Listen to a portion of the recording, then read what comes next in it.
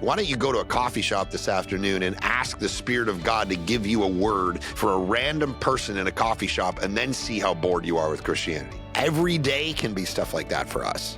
And our job is to actually do that versus leaving the world disenchanted and without purpose, meaning, identity, joy at all. Well, hey, friends, welcome to the Found Podcast. If you're new, I'm so glad you're joining us. We're having a great time over here. I tell you, we're hearing stories of life change. We're being schooled by some people who have learned some, significant lessons. They're smarter than I am, and that's why I love to talk to them. And I love learning, and I'm really glad that you're joining us here. We have got a guest today that, well, wherever you are, you better just buckle in because you're going to hear from Mark Clark. Now, Mark Clark grew up kind of in the same area that I live in. But now, he's traveling the world. He's a world changer. He went out to BC. He founded a church called the Village Church. They blew up all over the place. It became this multi-site church. I mean, nothing but Jesus he would give the credit to. But he reaches skeptics and challenges Christians. I'm going to guess Mark has the gift of exhortation.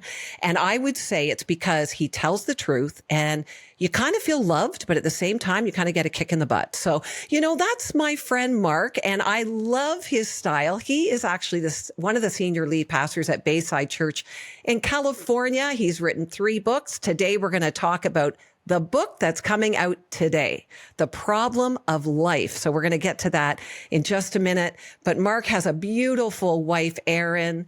Maybe she's smarter than him. I don't know, but and fantastic girls. But welcome to the Found Podcast, Mark. I'm glad you're joining me. Thank you for having me. I'm excited to be here. Well, you know what? We could go all over the place because you're just fun to talk to. And I really appreciate you, Mark.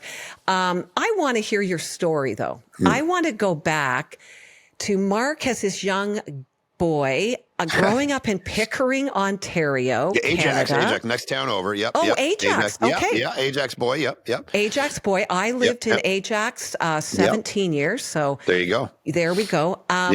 We're talking about identity and purpose and the meaning of life on this podcast. Yeah. And I want you to take us back to Mark as his young boy. Yeah. Who were you, Mark? Describe us. What was your life like? Like, who was Mark, this kid and young person? Thanks again for having me too. It's always a joy. We've been friends for a while, Laurie, so it's really cool to be back on with you. So grew up in a non-Christian house, no church, no God, no Bible, no prayer, no nothing, not even Easter, Christmas, nothing. And kind of grew up in Ajax, it was fine. It was not a, high class or a low class town. It was what it was. Parents got divorced. Most significant event for me that I remember is my parents got divorced when I was about 8. And the trauma of that divorce actually caused me to get Tourette syndrome. So for those of you who don't know what Tourette's is, it's like a way not to be cool in high school, right? It's just like you're doing all kinds of habits and tics and weird swear words at people. And that was my life. I would just randomly do all these crazy habits and noises and whatever because of the trauma of my parents' divorce. And so I kind of grew up with that in my life. And so that was a whole world of trying to figure out that social world. And of course, the one job you're never going to get in life when you randomly swear at people is a preacher. Right. And so God did this crazy work in my life. So when I was about 15, my dad passed away. And again, I kind of went through the trauma of that whole thing and kind of just navigated life and the pain and difficulty. We all go through life. We all have a story. Life kicks back. Life isn't easy. And anyway, came to know Jesus when I was later in high school.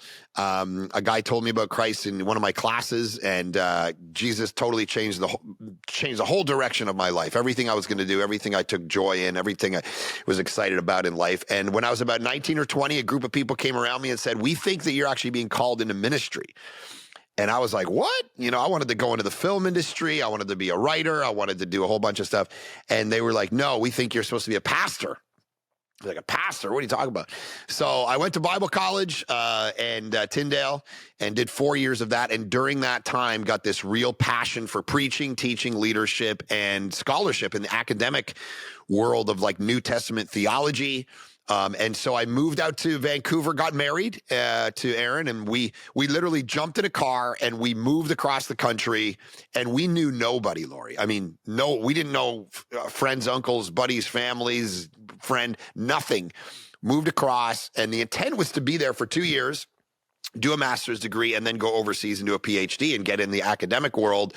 And when I was there, God said, hey, I want you to plant a church. So I was like, what? Plant a church? There's lots of churches. Why would I need to plant another one? And he said, different churches reach different kinds of people, and there's lots of lost people here in Vancouver. So we started a church with 16 people in our house, and God just took a hold of it and did some amazing things over the course of about 12 years. As you said, it just kind of grew to thousands of people, multi-site, thousands of people met Jesus. It was incredible. So a couple years ago, felt God call me and the family down here to Sacramento to kind of do the next stage of adventure. So here we are and working at Bayside. It's awesome church. So yeah, it's my kind of quick synopsis of a life. Crazy. Really, it is a crazy story, Mark. Yeah, it is. I mean, when you think this kid who's like, randomly swearing, Yes. twitching all around, like all the fun stuff. And this would be the way God would use you, is to actually speak and communicate. I mean, it's nothing short of a miracle. Let me ask you this, we're talking a lot about, this is really whole podcast. It's just diving deep into identity, because I wrote a book, not quite like your book, but it's called Found. It's on identity. And I tell my story and the story of 9 other people in the book. And in every story, there's some sort of identity lie or something you believed about yourself. This is like before coming to Christ. Yeah. So let me ask you this. Why were you not, or were you defined by your trauma? Yeah. Like the divorce, the losing of your dad, which I know are all deep stories. Sure. But were you being defined by the trauma of that, which is really an identity thing, right? Yeah, totally. This happened to me, therefore this is who I am. Yes. Did you feel the impact of that? Yeah, totally. I was probably viewed myself as unworthy. Why would my father not, do whatever he needed to do in order to stay in my life? That narrative probably was underneath. Now, as a dad, if Erin and I were facing difficulty, I would kind of do whatever I needed to do to stay in my kid's life. And so there's this narrative running wasn't I kind of good enough for him to want to play catch with me and stay in my life? What was it about me? That's probably the undergird subconscious narrative kids of divorce tell themselves. It's like my parents didn't think we were worthy enough to fight for this harder or go get a job or whatever he needed to do. So I probably blame myself, a lot in that identity. And the great thing about, of course, what happened when I became a Christian is you get a whole new identity. You are a new creation. You get, so even people listening to this or watching this, the shame and the guilt of the past mistakes that you've made. Actually, one of the chapters of The Problem of Life talks about live as a victor, not a victim. And it's like Jesus says we are more than conquerors, and all of us have reasons to believe we are victims, and we're just going to go on with our life and be victims and make nothing of ourselves. Or you can go, no, to he who overcomes, he is victorious. It's like your actual identity is now beloved in him, the shame, the guilt. Jesus saves you not only from the sins you've done, but the sins other people have done to you, and being able to live out of that new identity and that power changed the whole direction of my life. But I can almost guarantee you there was a story going on in my head where I wasn't worthy. And the thing is, now I've grown up and I'm in my mid 40s, so I'm an old sage. I look back at my dad, who was my age, when he was going through all this, and it's like he was a product of his own story. And he had a father who was a rageaholic. His sister was schizophrenic and would try to take her life, and he would be the one to find her. So he had his own.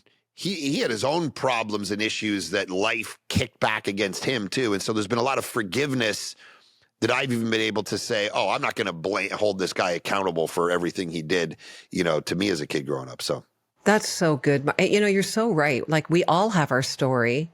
Yeah. And in many ways, we're the product of those stories, in our life, Yeah. our parents, our grandparents, and yet Jesus.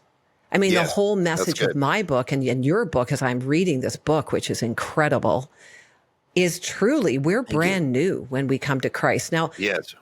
we know this theologically, Mark. We know 2 Corinthians 5:17. If anyone is in Christ, they're a brand new creation. The old is gone, the new has come. We get a new heart, right? Mm.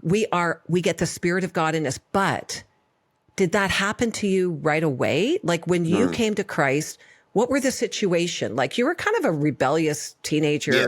maybe Sure I typical was. teenager kind of guy. But Yeah. like, did it change you instantly? Were you like, holy cow, everything about me has changed. My desires have changed. The way I think Yeah. has changed. Or were some of those things a work in progress? Yeah, it's a great question. It was both and. So I definitely was the non-Christian kid doing all this stuff. I mean, I think the first time I ever did drugs, I was like 10 years old. It's crazy to think about now that I have kids, and I'm like, wait a minute, what? But it was kind of a different time. I go out till the streetlights come on, and you bump into some older guy, and he's handing weed around or whatever. So kind of did that when I was a kid. I would steal a little bit and throw rocks through people's windows and steal money and try to get some more drugs. And that. I mean, nothing hardcore, but it was like a season of my life where I was that guy. And so when I came to Jesus, almost overnight, those things left, those desires. I often talk about the idea that like Jesus doesn't change what you do, he changes what you want to do. And the Wow. desires of my heart and my life and the things I took joy and pleasure in changed. They shifted almost overnight. And I had this new energy, new power, new ability to just go out and tell everybody about Jesus, baptizing people in Lake Ontario at 2 a.m, go walking up to randoms, people coming to Christ all around me, just crazy. Overnight, people saw that shift in my passions, my vocation, what I was going to do with my life, all of that. But on the flip side, I started smoking when I was in about grade 8. I don't think I stopped smoking until I was 24 years old. So years and years after, probably 6, 7 years after I became a Christian. So it's like there's things that are regenerative, justification, conversion things, and then there's like sanctification things. And some of those things certainly took a while in my life to get rid of. So, yeah. No, it's so great. I love your story, and it parallels to actually some of my kids and some of their crazy journey and the way that they found Christ, especially my son Curtis, who I see so much of similarities. And like he's an evangelist and he's this preacher, and he's awesome. like, the guy just goes out on the street, and I feel like people run to him and say, "I need Jesus," Wow.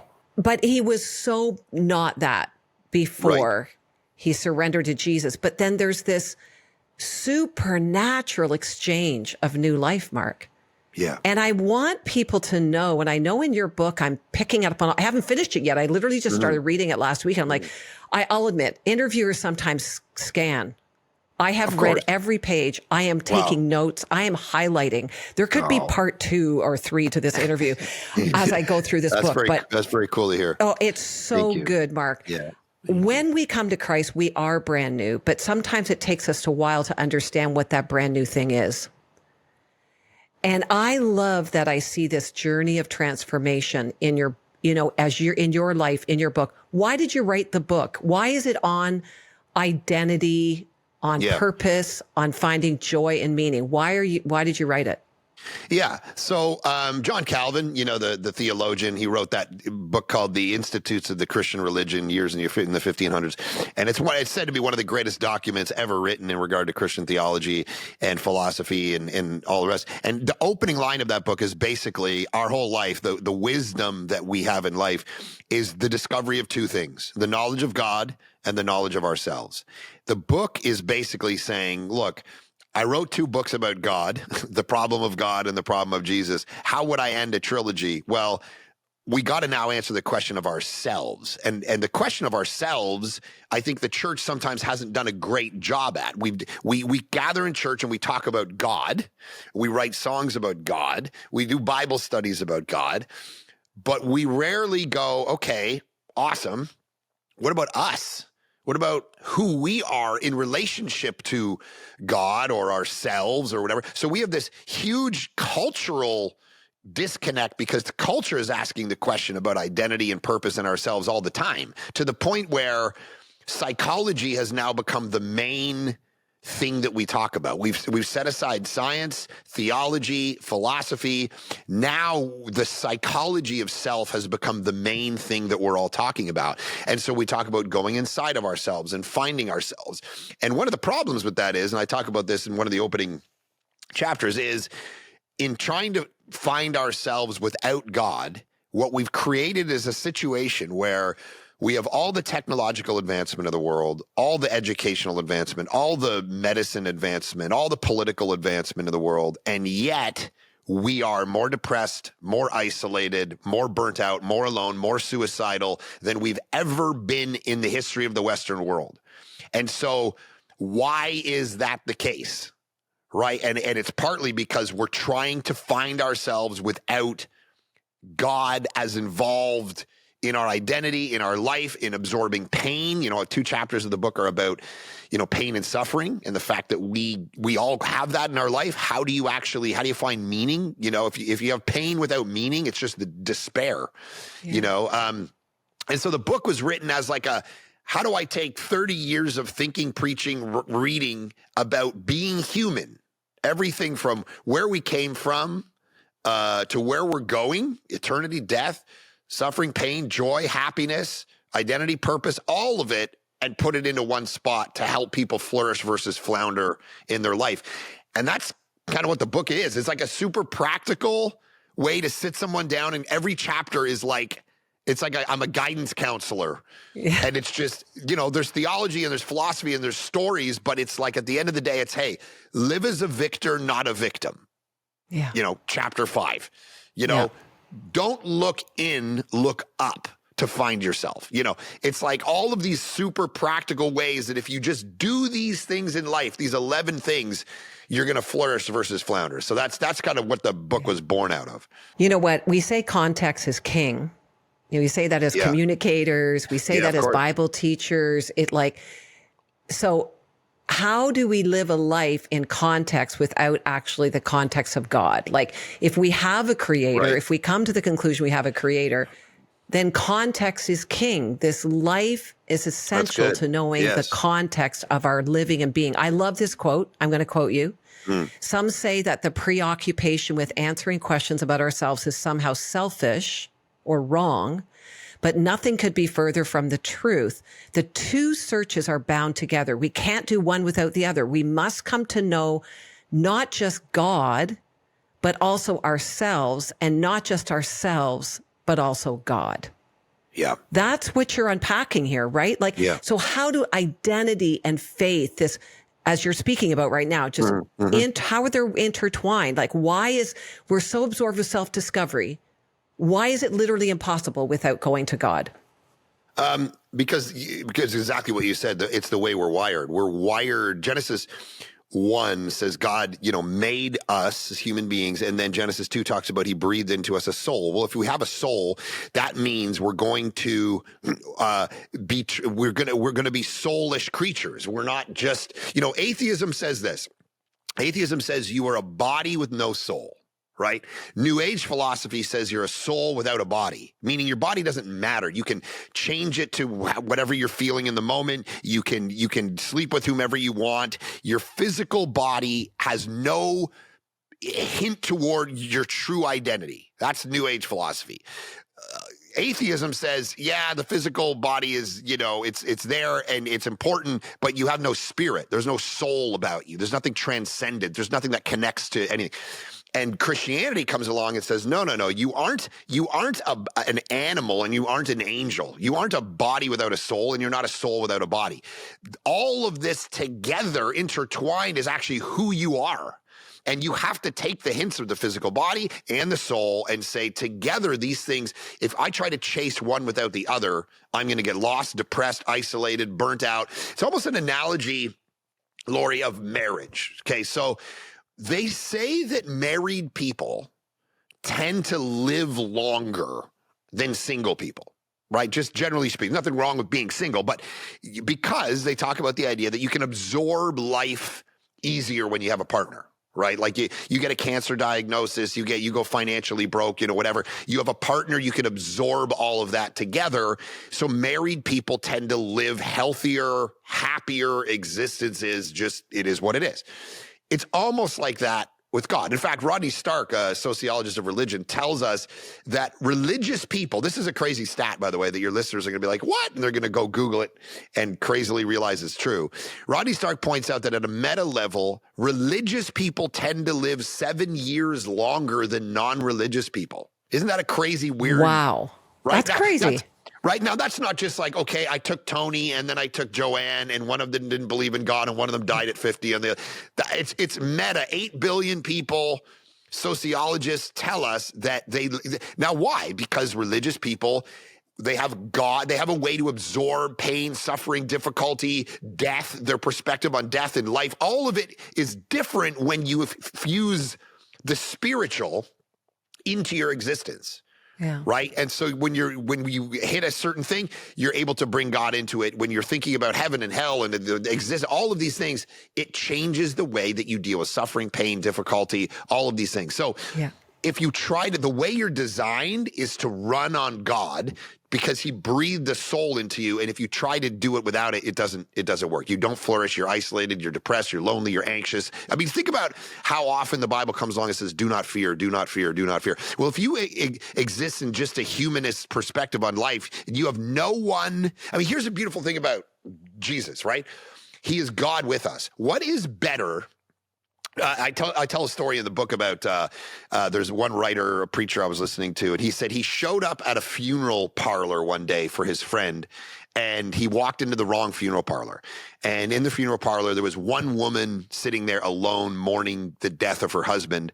And so this preacher sat in there with her through the whole service, got in the limousine with her, went to the graveside, did the graveside, got in the limousine, drove back to the funeral parlor, and on the way back, he admits to her, I did not know your husband. And she's like, I didn't think so because I didn't recognize you. And he said, the reason I stayed was because no one else was here and I just wanted to be a presence with you. And she started crying and held his hand and said, you'll never understand what this means to me. And it's kind of this question of what does it mean? It means that being present with somebody is far more powerful than just giving them a list of religious ideas for them to figure out. The God we get in Jesus is the God that walks with us. Yeah. Right, that is present with us in our pain. When that monitor is going off at 2:00 in the morning in the hospital and your whole family is back home sleeping and the hallways are empty and quiet, what do you have more powerful than God with us? Yeah. Right? So when you have all of that as part of your existence, you're able to actually run the way you were wired versus the way you weren't wired, which is, I'm just going to look to myself. What is the fall story? The fall story in Genesis 3 is us saying, I'm not happy with the limitations of being human. I want to be like God. And in so doing, and we see this play out in our culture today, we want to be like God. So we take control of everything. And what do we get out of it? Anxiety, burnout, because we're trying to do something. The universe was never meant to contain gods and goddesses. We aren't meant to try to be God. We're meant to rest under God, walk with God, all of that. So I think that's the difference of the way it ends up playing out in real life. That's so good, Mark. I mean, you always have to go back to Genesis, don't you? To answer any question to why do we exist? What is the purpose of our life? And to actually look at how we screwed it all up. And then, but God. Yes. And, the invitation to find your true identity, I argue in my book, as you in yours, like you have to actually return to the one who created you. You got to go back to the place. And actually, what Jesus does, and I want you to unpack this for us because this gets me awake in the morning. This gets me fired up. This is like why I believe the gospel is so powerful, is that when you come in relationship to Christ, like you did as a young man, you do become a brand new person. The old is gone. That old identity, that old nature, those old desires, that old heart that you had is dead, gone, buried. You become a brand new person. And I would argue you are restored to image bearer status. Yes. You are restored to who you were designed to be in the garden. Would you agree with that? Like we are now who we were meant to be, image bearers of God. Love it. What does that mean, Mark? What does that Yeah. look like? So the cover of the book is actually, and when I wrote the book, people are like, what's the cover going to be? So the cover of the book, I don't know if people can see this, but it's a painting of, the famous painting by Michelangelo, The Creation of Adam. And it's, Yeah. God's hand kind of reaching out and almost touching, and obviously drawn from Genesis 1, 2, 3, and the story of being made in the image of God. And why I made that the cover is because this is the foundation of everything. We got to know where we come from. We got to know how to flourish. We got to know how we were made. And I think what happens is we believe these other myths. We believe these other stories as a culture. We believe that we were self-made. And so ergo, we can be self-satisfying. So we try everything from sex and ambition and money and fame and different partners and different jobs. And we flake around and we trade out spouses and we do all these things on this kind of treadmill of wanting to be satisfied, wanting to be whole, wanting to be fulfilled, wanting to be happy. I think that's the main driver of 99% of what we do is our own joy, which is why the subtitle of the book talks about joy. It's like joy is the driving force of what you do. It's the reason you married who you married. It's the reason you wore what you wore today. It's the reason you're going to go for lunch wherever you're going to go for lunch. It's the driving force of our life is our own pleasure. The great thing, coming back to your point, is that, as one writer has said, the gospel isn't just a way to get us to heaven. It's a way of removing every obstacle of our own joy in God. It's like the gospel is actually trying to get us happy in the deepest sense of fulfillment and true joy, delight, pleasure forevermore. That's what it's trying to do. We've pitched it as, hey, this begrudging submission, just pay attention and be obedient and, or God will be mad at you and give you a disease or something. It's like, what kind of flourishing is it? What kind of vision for life is this? Whereas the gospel comes along. I was thinking about this this weekend. The story in the Gospels, coming back to your question, where Jesus says, he looks around and he says, who's got a coin? And of course they pull the coin out and he says, whose image or iconos is on this coin? And they of course say Caesar. And he says, okay, give to Caesar that which is Caesar's. But then his follow-up is this other sentence that we sometimes forget, which is give to God that which is God's. Now, we kind of take that story and go, oh, he's talking about taxes and, he's the first capitalist or something. And it's like, okay, but wait a minute, the second half, give to God what is God's. And I remember listening to a preacher a long time ago, and he said, it's almost like Jesus at that moment could have lifted up a mirror and held it up to the audience and said, now whose image do you see? And they would have said, of course, our own image. Okay, give to God that which is God's. And it's like you are made not in the image of Caesar, but in the iconos of God himself. That's how and so our job foundationally is not to try to live without him, but to live with him. And when we give ourselves to God, then we begin to actually understand what life is. What does it mean to have kids? What does it mean to be married? What does it mean to go to a job? I used to work at Michael's Arts and Crafts store for $6 an hour and put an apron on. Still couldn't tell you where the googly eyes are. I worked there for 6 years. I don't know what I was doing there. But why, when I showed up to that job every weekend and pulled my 1988 Grand Am into the parking lot for cigarette money, what was I doing? Why didn't I just stop and go and just be hopeless? And what is this job? Well, when I showed up, I had Colossians 3 in my mind. It's like, man, you're going to work for your master and you're going to give glory to God. And I don't care what it is you're doing, cleaning a toilet, putting googly eyes away, putting Christmas trees out in August. What made me not despair in life? It's like, because this thing I'm doing is infused with meaning. It has purpose.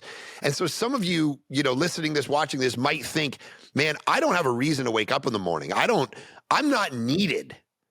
And if the Genesis story is true, and I got a whole chapter on this, you are desperately needed. You are part of an epic story that needs you on an adventure to slay giants and raise kids and make an omelet and write a song and make a movie and do whatever you do. It's all building into this. Dallas Willard talks about this, where it's like you are going to go to an eternity where what you do, it's actually, eternity is part of the same universe that we exist in now, right? Heaven and hell and all this stuff. It's all part of the same. And what you do in this life will actually echo out into eternity in such a way, he says, that the parable of the talents is, hey, what did you do with this? You take 5 cities, take 10 cities, take 100 cities. It's like, you might want to start asking yourself, not just, am I going to sit in a disembodied bliss and sing songs for eternity? What would it be like to run New York? What would it be like to manage Baltimore? And he says you might want to start asking yourself those kind of questions in regard to the importance of what you do, because everything is epic. Everything is so important. Everything is infused with God in such a special way. And one of the quotes I put near the beginning of the book is from Elizabeth Barrett Browning, who's a poet. And she says something basically is, earth is crammed with heaven. Every common bush is a fire with the fire of God, but only he who sees takes off his shoes. The rest sit around and pluck blackberries. And it's like, which person are you? The person who recognizes that every bush is a fire with the presence of God, or it's just, I pluck blackberries and I go through life and I have a job and I die when I'm 78, and that's life. It's like one of those two ways of living is better than the other. Hey friends, thanks so much for joining me on this journey of Found. Now the podcast, it's an extension, of course, of the book Found. There's a video series. This message of identity and purpose, I just want to share it so that we all know not only who we are, but what God has called us to. And I hope that you're finding it encouraging today. Would you do me a favor? We'd love for more people to be on this journey of Found. Subscribe on the podcast or the YouTube channel, Lori Hartshorn. You can find me at Lori Hartshorn in all places, social media as well. How about make a comment? I'd love to hear from you. Send me your thoughts, your questions. We'll continue the conversation together. But thanks for joining me on this journey of Found, and please share it with others. Now back to the conversation. So good, Mark. You know what? I warned our listeners, buckle up because the fire's coming. Here's what I love about what you said. And as I'm reading your book, it's just like, wake up, people. This life is far more than you're even living into. Yes. And we've lost our awe of God. We've lost our awe of the gospel. Do you know that's one of the main reasons I wrote Found? Because I had a wake up call in my life, Mark. I was like, I knew the gospel. I have the degrees. I went to Tyndale too, whatever. And it's like, but I'd lost the awe in my life. Yeah. Why is it, Mark, when speak to us as Christians, those who get, we love Jesus, we want to follow Jesus. Maybe we're even diligent to do the church thing or whatever. But actually, I would say there's a lot of Christians that have even stopped doing that, like maybe philosophy and has become their church. Why? Why is it that as Christians, we can lose the awe of God? And how does that connect with actually losing sight of who we are? And our identity and purpose. It's a great question. I think part of it is we get bored with the modern day version of Christianity. We don't. So my wife, a few months ago, was in a coffee shop and she's getting a coffee and she goes to leave and she hears the voice of God, which is not something she hears like every day. Tell her to go sit and chat with this homeless guy who's sitting over there. There's a guy sitting in the corner twitching around, and she's used to that because she hangs out with me. So she walks over to this twitchy homeless guy, and she just says, "What's your story?" And he starts crying, and she puts her hand on his shoulder and prays for him and prays things into his life that are like just supernatural things that she never could have known. And when it's over, he's like, "You don't understand. When I woke up this morning, this happened and this, and I needed somebody to come to." And it's kind of like that, that passage in the Gospel of John where Jesus says, "My sheep hear my voice." And the question is, if you're bored with Christianity, what I would say to you is, why don't you go to a coffee shop this afternoon and ask the Spirit of God to give you a word for a random person in a coffee shop, and then see how bored you are with Christianity? Yeah. You're bored with God because you're not walking back to Genesis. Walking with God in the cool of the day is the vision. You have this longing and justice that beats in your heart because you were wired in your DNA. You remember a time, you remember a world where you walked with God in the cool of the day, and there was no pain and no sorrow and no death and no racism and no injustice and and your heart beats for that world. If we didn't used to exist to that world, in that world, you wouldn't even know that world existed. You'd have nothing to compare this universe with when you said it was unjust or broken or awful or filled with evil and suffering and all the rest. But you wouldn't even know that. You're just an animal. You have nothing to compare it to. But because that world beats in your heart, you have this desire to get back to it. You know, Donald Blesh said this, our main problem in life is that we're homesick. And I mean, to your title of found, right? It's like, what is that? They were lost and now they're found. Like, being found and finding home is the ultimate driving desire of the human heart. And so I think what happens is we get bored with the domesticated, safe version of following Jesus in this world. We go to church, we leave, we give our little money, we get on with life, and we don't hear him. And the question is, man, if you can't hear the voice of Jesus, are you even a sheep? And if you are a sheep, maybe you're not a good one. You're not honing in and hearing what he's talking about. So I think the version that we're bored with is a version that maybe God never really intended for us. Yeah, right on. I mean, if I was to say in my own life, Mark, I'll use an old-fashioned word. It's called obedience. Yeah. And, you know, we don't like that word, but actually, when I was kind of sleeping at the wheel in my own relationship with God, and I'm actually watching other people thinking, man, they're just like on fire. Like, I need that fire again. You know, like, why did I get sleepy? Well, I'll be blunt. Like, I didn't do the last thing God told me to do.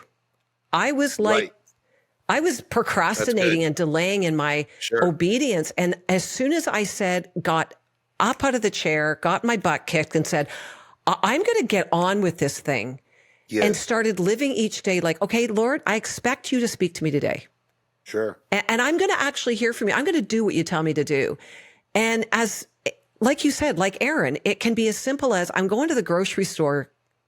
So Holy Spirit, you're coming with me.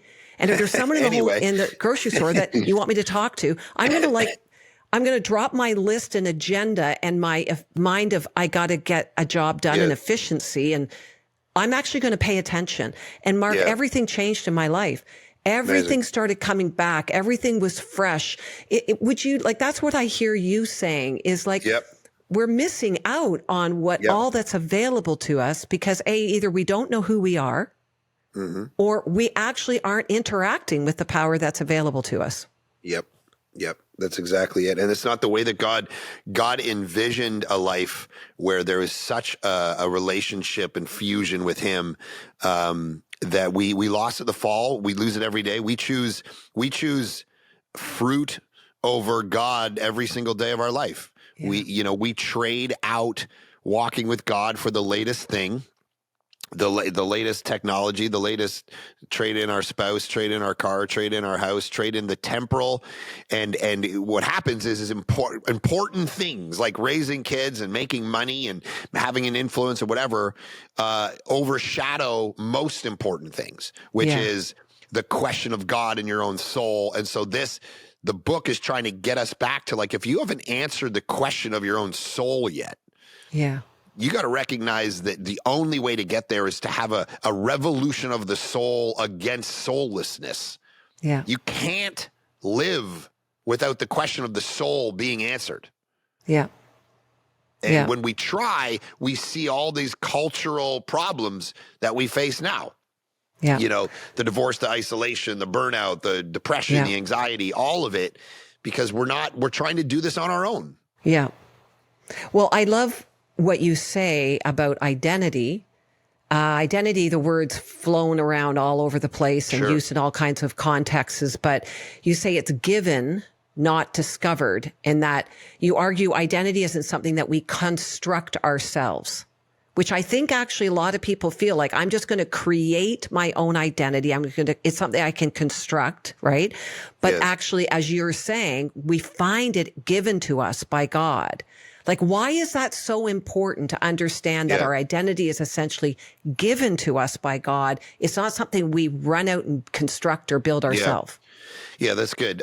Because there's a philosopher that talks about the idea of sacred order, and I talk about this for a few pages in the book, where any culture that has kicked against the concept of sacred order tends to fall apart. So there just is, Timothy Keller talks about the idea that like there just is reality stitched into the universe, right? There's laws of gravity. You can't just jump out of an airplane without a parachute because you felt like inside you could. You Yeah. bump up against reality. There is such a thing as reality. And the best way to live is when you recognize sacred order and you fuse your life together with it. Right. And so that's why, like, you read the book of Proverbs and it's like there's just a way. It's not that every single time it works like a math equation, but there's just a way of functioning. That's like if you raise your kids in the ways of the Lord, da-da-da. Now, does that mean every single kid ever that when you raise them in the ways of the Lord, they didn't ever rebel? No. But it means that 9 times out of 10, for the most part, this works. There's just things that work. There's a way the universe mechanically comes together, and there's a way that it doesn't. And the more we do what Adam and Eve did in the garden, which is push against sacred order, and the way God has wired and constructed things, the more out of tune we go. So that can be in raising kids and making money and working your job and how you're married, whatever it is. There's like God constantly shows up and says, here's the way of doing it so that you flourish. Love your wife as Christ loved the church. Wives, respect your husbands. 9 times out of 10, if you do those things are going to go great. You're going to, Philippians 2, you're going to wake up and look at your spouse and say, I'm going to treat them the way I want to be treated. For the most part, life's going to work out. Yeah. So there's this sacred order that's given by God and constructed. And when we decide we're our own gods and we know better, and we're going to push back against that sacred order. So you take the example, the big conversation today, not the ton of time to get into the whole gender conversation, but it's like you take Genesis chapter 1, and I remember reading Genesis 1 a couple years ago, and he made the male and female. And I said to myself, whoever thought that this passage would become the most controversial passage of a generation? Right. Genesis 1. It's like and the cool thing about that story, Genesis 1 and the creation story, is, as N.T. Wright talks about, the whole story is a bunch of like binary realities, light, dark, land, sea, and it all builds toward this final climactic one of male and female, where God goes, okay, it was light and dark, it was land and sea, it was this and this and this and this and this, and now it's male, female, and together these reflect the image of God. There's a sacred order to the way he created the universe to function, to work, to reflect his image out. And when we start tinkering with that and playing with it and pushing back against it, then things start to go out of tune and derail a little bit. And there's, as I said, there's no culture that has kicked against ultimate sacred order and survived, whether it's the Roman Empire or whatever it is. And so you have like these ways of functioning. The example of us trying to use AI to become more than human is almost a metaphor for what happened in the fall story too. Like we're using Neuralink. I don't know about you, but if someone offered me a Neuralink chip right now where I could have all the knowledge of the internet in my brain, I would never do it. It would freak me out, right? But we as a culture are like, well, let's fuse ourselves together so we become something other than human. And it's what sociologists are saying might be our last phase of human evolution, is like when we fuse ourselves together with a robot. And we're like, oh, this is now what it means to be human, is to be omniscient, to know everything the internet knows, to be all powerful and heal ourselves of disease. We're trying to kick against sacred order, because if you go back to the Genesis story, we were never meant to have the knowledge of the gods. That's the point. Yeah. So anyways, all of that to say, it all comes back to this question of identity. Who do I think I am? Being able to take control and be able to define everything for myself. Who do I think I am, having all the knowledge of the universe at my fingertips? This is basically exactly the story of the fall in microcosm, it's the Bible warning us, don't do this. Your best route is to come under God and his order and be servants of him. That's your identity. fill the earth, subdue it, make it awesome, take the wild and waste around Eden and bring order and beauty to it and art and all the, do all that under God. Don't try to be God in the midst of it. So Yeah, so good, Mark. That is so good. I want to, I mean, there's so many things we could go, and I encourage people, get the book. But let me ask you about this theme in your book that you've mentioned, living as a victor, not a victim. I mean, this mindset, it feels kind of especially relevant today. Maybe this takes us back to Genesis anyway, but like, how does shifting from this victim mentality to this victor mindset change how we look at suffering and the challenges and, the trouble and the trauma that can be very real in this life? Yeah, I think that there's no like pat answer to, hey, I was abused and had things happen in my life, and now, hey, I'm just going to live as a victor and forget all that. I don't think that's the way it works, but I do think an identity shift happens where, go back to my story, growing up I started hanging out with the wrong people. I got a mental health issue. I have a divorce. I come from a broken home. My dad dies when I'm 15. I mean, by all the stats, I should be in prison or, derailed my life. And I've made something of my life by God's grace, by being under God's grace and working really hard and pushing against whatever narrative was being written for me that most people would go back and just say, well, I was a victim of the circumstances. My family did this, so I started doing this, and that's it. And it's like, no, you have a responsibility on yourself to make something of your life and get up in the morning and change your whole narrative. And that's, the Bible is nothing but the stories of people who got some, who are mistake-ridden people, who are flawed, whether it's Abraham or Moses or David or Joseph. Every single one of them's got massive problems. Yeah. And yet God uses them through their difficulty. And I think one of the things, I talk about the idea that there's a golf documentary that I watched, and Tiger Woods was taking on Rocco Mediate in the 2008 U.S. Open, and he ends up beating him. And Rocco Mediate, loses, and he wasn't a really well-known golfer, but he says that the announcer, the way Rocco Mediate carried himself after losing, and the announcer said something like, it's not necessary that the underdog wins; it's necessary that he gives a good account of himself. And what I think is true about life is that we have to recognize that we're not all winners in the sense of like the worldly definition. Actually, most of us are losers. Like most of us, we don't have yachts. We're not killing it. We're not starting companies we're not becoming the president of the United States. Most of us are kind of losers. Most of us don't succeed in every way that we want. But the question isn't whether you succeed at all of the areas of life. Not succeeding is not sin. Failure is not sin. Sin is sinning against God. To your point about obedience, being immoral, not failing. Failing is part of life.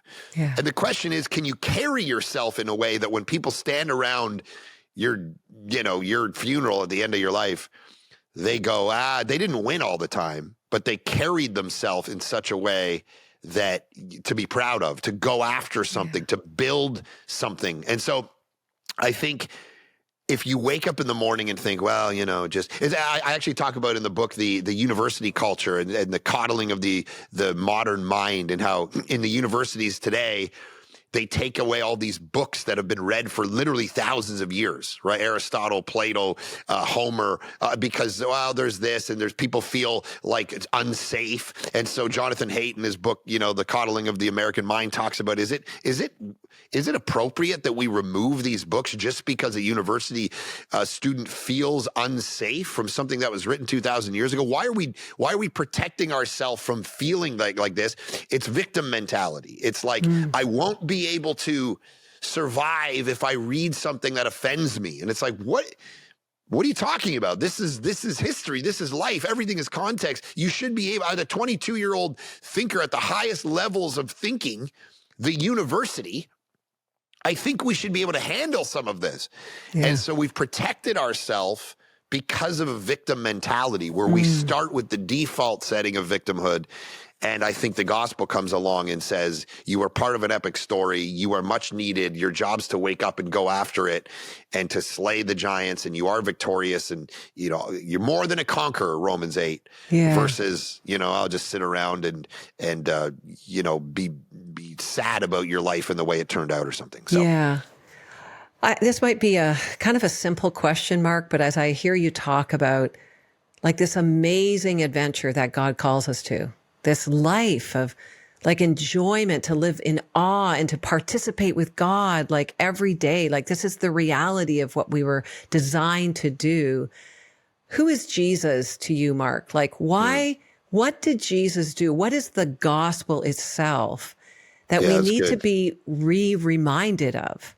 Yeah. Maybe some listeners don't actually know Jesus yet, or they're seeking, or they're skeptics, they're wondering, or maybe there's some Christians even listening. Well, I follow Jesus, but I'm not sure I understand the power of it. Yeah, that's a really good distinction, because sometimes the church gets up and says, hey, what would Jesus do? And be like Jesus, and be like Moses, be like David, and they don't realize that what they're doing when they say that is they're preaching religion. Because what happens is, if you try to be like David, it crushes you. I mean, I think you grew up in the church for the most part. So you grew up going to Sunday school, learning the stories. Yeah. One of the things about going to Sunday school and learning the stories is they end up oftentimes, if we're not careful, being moralistic tales. The kid comes in, they're 8 years old. They learn, hey, Noah was a good guy. That's why he gathered all these, animals and a thing. And be like Noah, be like Abraham. And there's, of course, pieces that are true. Of course, the Bible says, they were people of faith and whatever. But if you just preach the Bible like that, as one writer has said, the Bible's either about you or it's about him. If you read the Bible as if it's about you, then you're going to wake up in the morning and say, you're going to read a story about Jesus hanging out with prostitutes, and you're going to immediately say to yourself, I'm Jesus in this story. And my job is to go out to the world filled with a bunch of prostitutes, emotional, spiritual prostitutes, whatever, at work, and to minister to them. And right there, you've missed the gospel, because the reality is, when you read the Bible, you're the prostitute. Jesus is Jesus. You are the one who cheats on Jesus every day of your life and needs the mercy and grace of Christ to come into your life. You're the Pharisee who thinks that your religion can buy God's favor. You're the Sadducee who thinks, you're not Jesus in the story. And the minute you make that shift, you begin to realize, oh, right, moralism would tell me I need to be a good person. And some of us, some of your listeners and watchers grew up thinking that, but that's not the gospel. The gospel is you couldn't ever earn this. So Jesus had to, come back to our question of creation and identity. Jesus actually then became a human being, which is crazy. He fills out what it means to be made in the image of God in the purest sense. And he lives a perfect life in our place. And then such an interesting phrase that we skip over. Jesus in Mark chapter 9 says, the Son of Man must suffer. The word must is fascinating, because if you could earn favor in front of God and you could earn going to heaven when you die, then must is not the word. But the fact that he must suffer means you can't earn it. There's nothing you can do to ever get to heaven. So the Son of Man must suffer on a cross, die on a cross, rise again from life to give us life. And that crushes all religion. Yeah. It crushes all the effort, because it says Jesus did the effort for you. Now you get to rest. Come to me, all you who are weary and heavy burden, and I will give you rest. It's like, now we get to rest in his work for us. So as Daryl Johnson, the great preacher out in Vancouver says, he says, at the end of the day, you're going to stand before God on Judgment Day, and you're going to have two options. You're either going to put your own record on the table and say, judge me on this, or you're going to put the record of Jesus on the table and say, judge me on this, and I only find hope in the second one. Yeah. So I think the whole, once you start to understand that you've trusted in Christ, you've repented of sin, you've given your life to Jesus, his cross, his sacrifice on your behalf, then you realize that's where the power comes from. The power Yeah. doesn't come from you, it comes through you. The Exactly. rest doesn't come from you, it comes through you.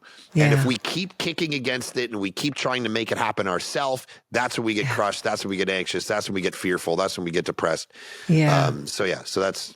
Thank you, Mark. The gospel's so powerful, and we can lose sight of, who we are. Back to where we Yes. started, context is king. Who we are. We are not God. And we Yes. like to play God. Yes. We like to read scripture as if we are God. And then we actually miss out on the beauty of who we are and all of who Yes. Jesus is. One of the things that I've really struck me as I was writing, and just the Lord was just doing a new work in my life, was, everything that was lost in the garden. We understand the fall. We understand was lost. And you've been, just talking about that. We live in this broken world, this fallen world. But everything that was lost in the garden is found in Jesus. Mm-hmm. He did come to restore it all now. Now, we don't see it completely restored. Yes. In this side of heaven, but he truly has restored it all. And Mark, one of the truths I think that has impacted me deeply is when I understand who I am in Christ, in this relationship I have with Christ, that he's not holding out on me, that I'm his sibling, like he's my older brother. And everything that's available to Jesus is actually available to me. Yes. And I was the good Baptist girl. And just to say, with all due I wasn't taught a lot about the power and authority that was available to me through Jesus, because I thought, well, I can live a good example of Jesus, but actually everything that belongs to Jesus, including authority over the demonic and sin and Satan, it is available to us. Yes. What is that reality meant to you? Do you see powerless Christians walking around like I was, like this? We're Christians, but we're walking this powerless life. We actually don't live out of all that's available to us. And why not? Very true. And partly because of what you just said, we don't have a mentality where we have this like deferred mentality where it's like, okay, I'm saved and now I'm just going to grind it out and then I'm going to die and go to heaven. And that's the plan of God for my life. And it's like, you read the book of Acts and it's like, no, he has us here for a reason. There's a reason once you get saved, you don't just disappear and go to heaven when you die. It's like, there's this version of reality where you're supposed to, if you bring in the subtitle, the book about living in a disenchanted world, you can either live like the world is disenchanted and it's just naturalism and whatever, or you can bring the enchantment of God to the world, the power of God, the power of the Spirit, the power of the supernatural, the power, all of these things, or you can live like they don't exist. And so there's people living without power because they have this deferred, like, I became a Christian so I could go to heaven. Yeah. And if you read the New Testament, that's not really the vision. In Revelation chapter 5, it talks about the idea that we will reign with him. And that's exactly what you're talking about. There's way more going on with our future than we give credit. And that actually then kicks backward to our present. And it's like, what is your job here on earth? It's to, as Charles Taylor talks about, part of your job is to make your neighbors desire the transcendent and not settle for the secularized version of the world around them. Let them pine and yearn for, it's to re-enchant the world, Charles Taylor said. And I think that's true. Our job is to re-enchant the world. What is Erin doing in that coffee shop? She's re-enchanting the world. She's saying, I believe in God. I believe in more than nature. I believe in supernature. I believe in the transcendent. I believe in soulish things. And I've heard the voice of this God speak to me, and now I'm going to affect your life. Every day can be stuff like that for us. Yeah. And our job is to actually do that versus leaving the world disenchanted and without purpose, meaning, identity, joy at all. Well, your book, it's very powerful, Mark. It's you. Actually, and you know what? It's really readable. I just want to say that. Like, you're a smart guy. But I am just finding it's practical. It's like it's raising the questions. It's illustrating the stories. It's saying, and this is how you can work this out in your life. And I want to thank you for that, because I really think this book, along with your other books, as important as they were, I really think this book is very timely. I think we're all continuing to ask the question of how to find identity, purpose, and joy in sometimes a world that's, well, in a disenchanted world, in a world full of suffering and full of pain. And I thank you for this book that will bring not sort of this wishful thinking, but actually concrete proof that we can find our true identity, purpose, and joy this side of heaven right now. Last thoughts, Mark, anything else you want to share with our listeners that you just want them to know in this question of identity and finding purpose and meaning and joy in their life? Yeah, I think the whole book opens with the story that I share about telling a woman that her husband was dead, and I had the wrong guy. He was not dead, and I mourned. She mourned the death of her husband for a full hour in my office after passing out. After I told her that her husband had died, and I use that as I tell the whole story, of course, in the opening pages of the book, and then use that as a launching pad to talk about soulish things and to talk about how the world does have meaning that we oftentimes don't ascribe to it. And that if you just carry on in the world without answering the deep questions of the transcendent and the soul and God and eternity and purpose and joy and identity and all of this, then you live a far more distracted, less satisfying existence. And so we've got to answer this question because it works backward to everything that we do naturally in life, raising kids, making money, going to work, whatever it is, it's completely different if we approach it the way that God wants us to. So that's the whole premise of the thing, and hopefully it serves your people well. So yeah, well, I thank you for writing it. So many things we could unpack, but I want to say, get the book. Are you excited? Like today, the day this airs, it's book launch day. It's books. So jump on Amazon. It actually helps to put a review over the next couple days and just, 5-star and say, hey, it's great or whatever, because that's what gets the word out, obviously, in the publishing world, and to take this message out to the world. I think it is much needed, especially in the cultural confusion that we find ourselves in right now, where people are asking the question about sexuality and identity and life and God and secularism, all this stuff, to speak into it and have people read about it and have their life changed, I think will be it'll be exciting to see. So if your listeners could go do that, it would be awesome. Yes. Well, go do that, everyone, because I've already pre-ordered. Okay. I've read the PDF copy because Mark's people sent it to me. I can hardly wait to get the hard copy in my hand. I'm sure it's been sent to you already. It's probably in the mail, but this just came this week. So did it? That's awesome. I hope that I'm getting the hard copy soon. The next time I see you, I hope it's face to face and I'll get you to sign it. Thank you, Mark. Thank you. Just thank you for who you are. Thank you for just the way you live your life. You're keeping it real. And you know what? I just am so glad you put this message out there. So thanks for joining me here today. Thanks for having me. Thank you. Appreciate it. And thank you for joining us on the Found podcast. And, do that thing like, share, subscribe, whatever it is. But would you hop on any place books are sold and go and find Mark's book today, The Problem of Life, How to Find Identity, Purpose, and Joy in a Disenchanted World. You're not going to be disappointed. Thanks for joining me today on the Found podcast. Thanks for hanging out with us on the Found podcast. I hope you're feeling encouraged and excited to step into everything God has for you. Don't forget to follow and subscribe so you won't miss a single episode. And if today's show encouraged you, please share it with friends and give us a shout out on social media. We'd love to hear from you. Thanks for listening, and we'll catch you next time.